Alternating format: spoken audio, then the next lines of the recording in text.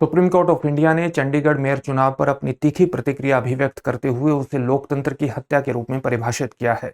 क्या है पूरा मुद्दा, आज इन न्यूज में हम इसे समझने का प्रयास करेंगे। नमस्कार, मेरा नाम है मनीष और आपका स्वागत है दृष्टि आईएएस की इस नई वीडियो में। सबसे पहले देखते हैं कि इस टॉपिक के अंतर्गत हमारी चर्चा के पक्ष क्या होंगे।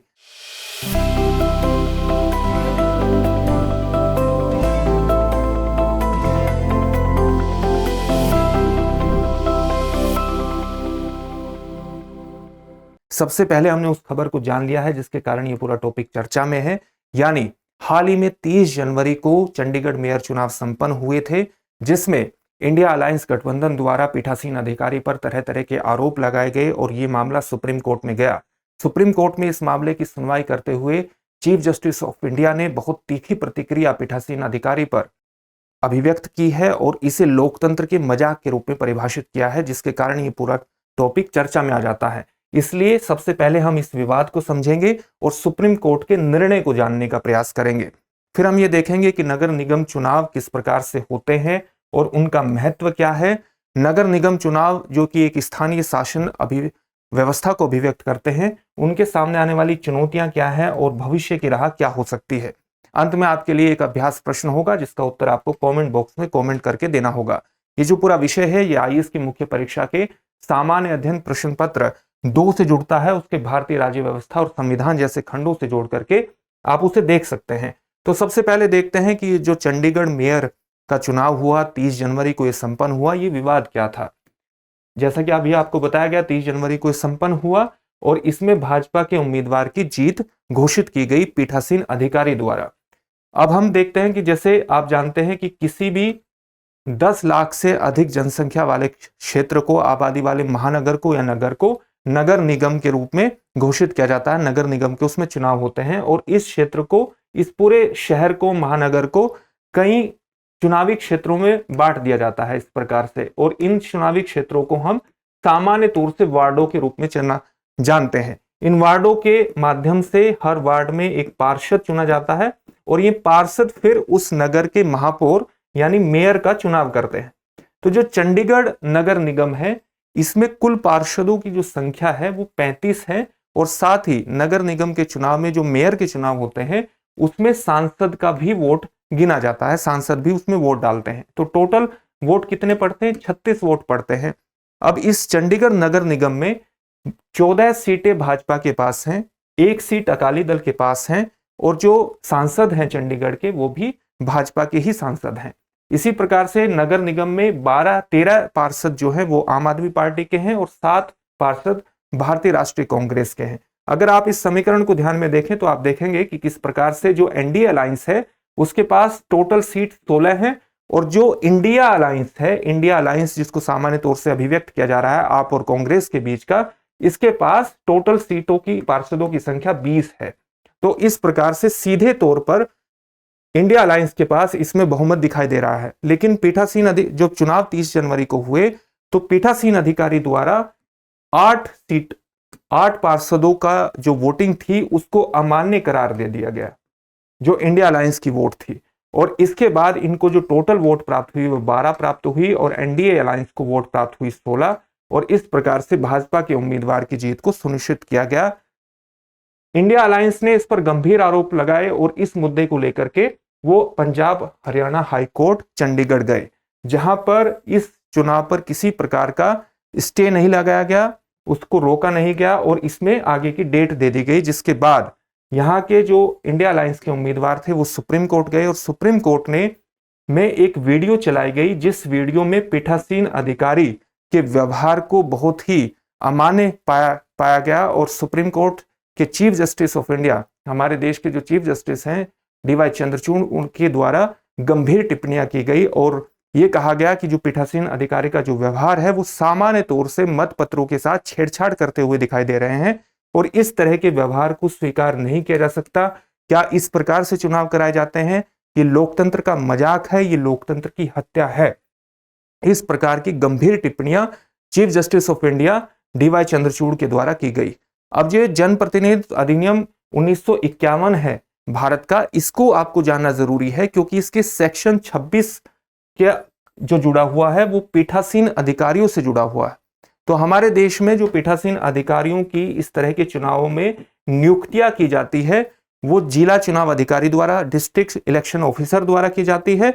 और इस पीठासीन अधिकारी को सभी राजनीतिक दलों से निष्पक्ष रहने की अपेक्षा की जाती है। तो इसका किसी भी प्रकार का इस प्रकार से व्यवहार करना, जिस प्रकार से सुप्रीम कोर्ट ने टिप्पणी की है वो एक लोकतंत्र के प्रति एक गंभीर चिंता को अभिव्यक्त करता है। और इसीलिए पीठासीन अधिकारी को 19 फरवरी को होने वाली कोर्ट सुनवाई में पेश होने के लिए कहा गया है और अपना पक्ष रखने की बात कही गई है। ये पूरा विवाद है और इसके कारण ही ये टॉपिक चर्चा में आता है। हमारे लिए आईएएस एग्जामिनेशन के दृष्टिकोण से जानना महत्वपूर्ण है कि नगर निगम चुनावों, जो नगर निगम है उनका सामान्य तरह से चुनाव किस प्रकार से किया जाता है और उनका महत्व क्या है। जैसा कि अभी आपको बताया गया था कि 10 लाख से अधिक आबादी वाले जो महानगर है, शहर है, उनको सामान्य तौर से नगर निगम के रूप में परिभाषित किया जाता है। हालांकि अलग अलग राज्यों में इनके नाम अलग अलग भी हो सकते हैं।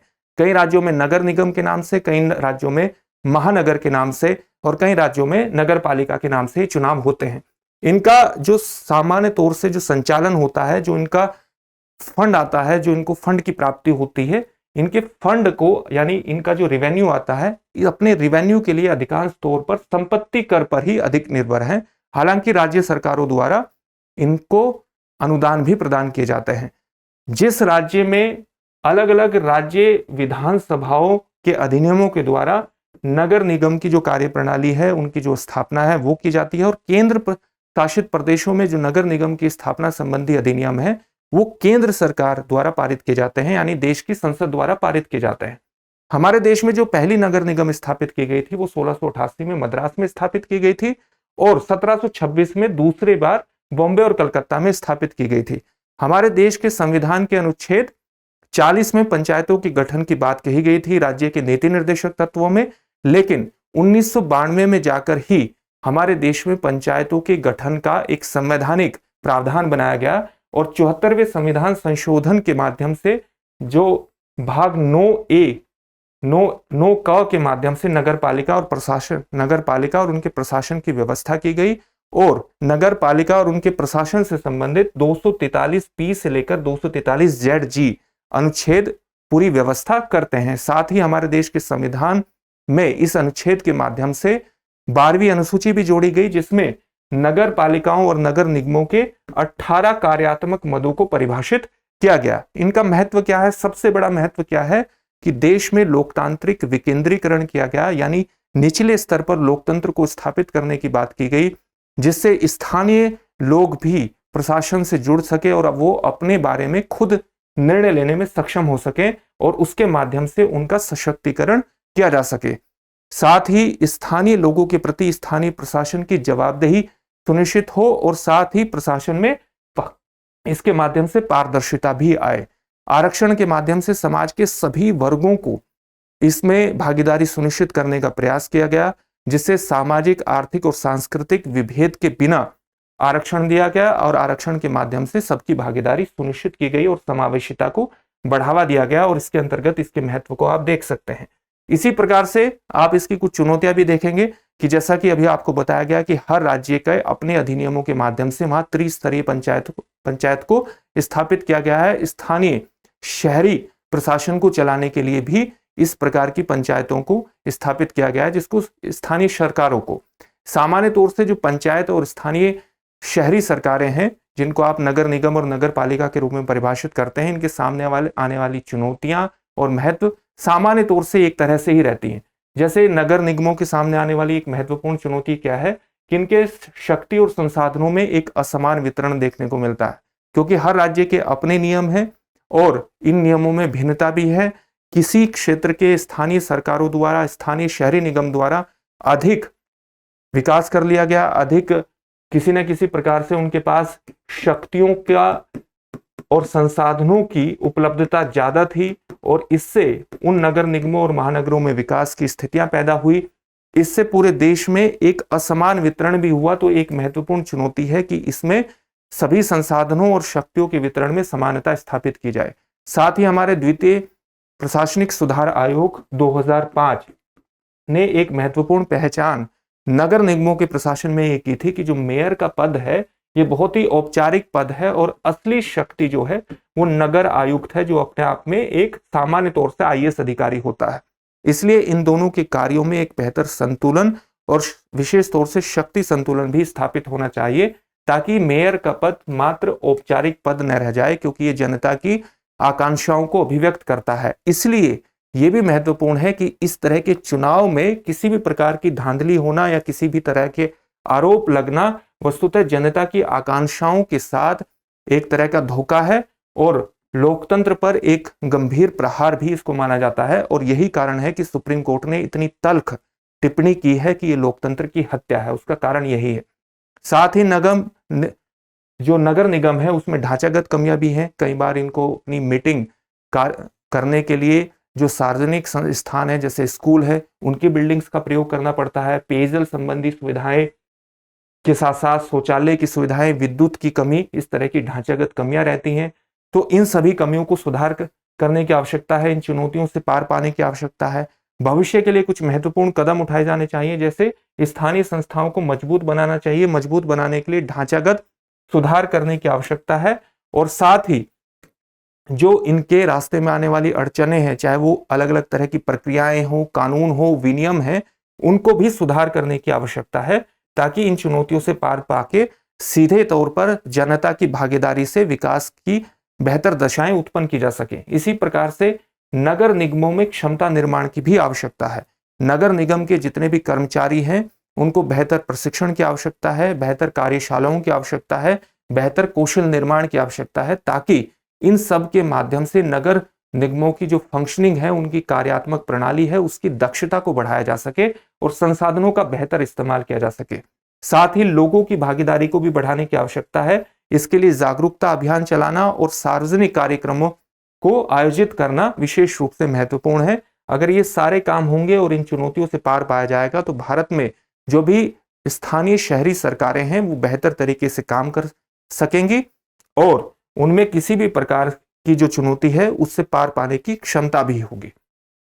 इस टॉपिक से संबंधित एक प्रश्न देख लेते हैं। प्रश्न क्या है कि संविधान संशोधन अधिनियम के माध्यम से स्थानीय नगरपालिका संस्थाओं को संवैधानिक दर्जा प्रदान किया गया। आपके ऑप्शंस हैं, पहला संविधान संशोधन अधिनियम 1951, 73वां संविधान संशोधन अधिनियम 1992, 74वां संविधान संशोधन अधिनियम 1992 या उपर्युक्त में से कोई नहीं। इस प्रश्न का उत्तर आप हमें कमेंट बॉक्स में कमेंट करके जरूर दीजिए। फिर से एक नए सेशन में आपसे मुलाकात होगी। धन्यवाद। साथ ही आप हमारे चैनल को सब्सक्राइब जरूर करिए और बेल आइकन दबाइए, ताकि सभी प्रोग्राम का नोटिफिकेशन आपको प्राप्त करने में आसानी हो। शुक्रिया। डियर व्यूअर्स, अपने एग्जाम की तैयारी को और बेहतर करने के लिए हमारे चैनल को लाइक, शेयर और सब्सक्राइब करना न भूलें।